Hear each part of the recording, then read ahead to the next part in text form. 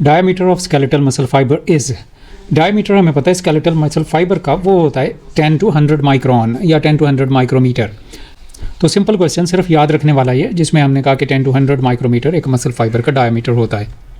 Muscles made up of many cells, muscle cells जो हैं they are called as muscle fibres. तो muscle fibre असल में वो मसल सेल होते हैं। जैसे हम देखते हैं यहाँ पर ये जो एक सारा इतना स्ट्रक्चर है ये कहलाता है एक मसल फाइबर, जिसके बाहर की तरफ ये प्लाज्मा लीमा और मेम्ब्रेन प्रेजेंट होती है, उसके अंदर प्रेजेंट होते हैं मायोफिलामेंट्स और उन मायोफिलामेंट्स के अंदर फिर मायोफिब्रिल्स प्रेजेंट होते हैं। तो ये दोनों चीज़ें तो इस मसल सेल के अंदर प्रेजेंट होती हैं और सार्कोलीमा मसल सेल की मेम्ब्रेन का नाम होता है। तो यहाँ हमारा करेक्ट ऑप्शन आना था muscle fibre.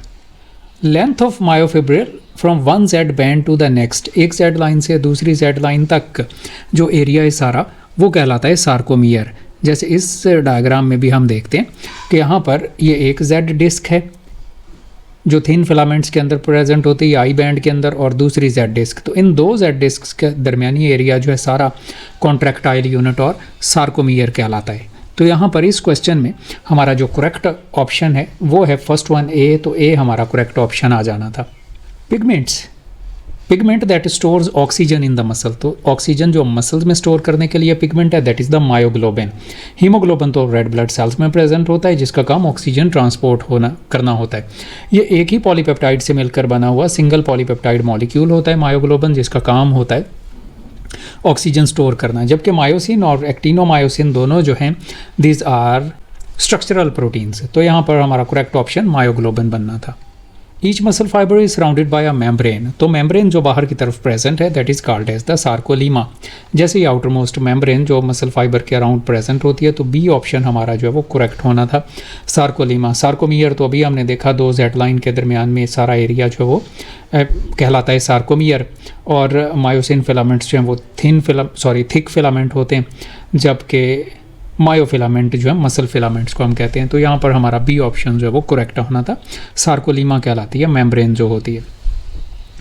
The repeated pattern of protein myofibrils is called as, repeated pattern से मुराद है ये एक सार्कोमियर दोबारा से रिपीट होगा, फिर बार बार रिपीट होते हैं। इसी तरह से थिन फिलामेंट फिर थिक फिर थिन फिर थिक फिलामेंट होते हैं। तो ये जो कंटिन्यूसली रिपीट हो रहे होते हैं ये असल में कॉन्ट्रैक्टाइल यूनिट या सार्कोमियर रिपीट हो रहे होते हैं। ये ए ऑप्शन यहाँ आ जाना था।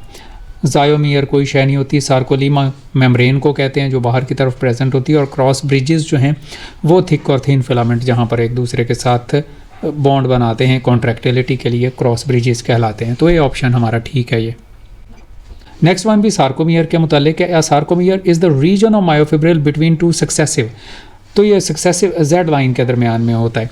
एम लाइन थिक फिलामेंट के दरमियान में होती है, तो एम लाइन असल में एच जोन के दरमियान में प्रेजेंट होती है। तो दो जेड लाइन या दो जेड डिस्क के दरमियान में जितना एरिया, जैसे ये एक जेड डिस्क है ये दूसरी जेड डिस्क है, तो इन दोनों के दरमियान में ये वाला सारा एरिया कहलाता है सार्कोमियर और कॉन्ट्रैक्टाइल बैंड।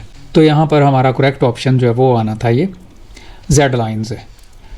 आई बैंड सिर्फ थिन फिलामेंट्स को कहते हैं, और टी टिब्यूल्स जो वो मेम्ब्रेन की इन्वेजिनेशन हुई होती है अंदर की तरफ, ये टी टिब्यूल्स या ट्रांसवर्स टिब्यूल्स बना देते हैं ये।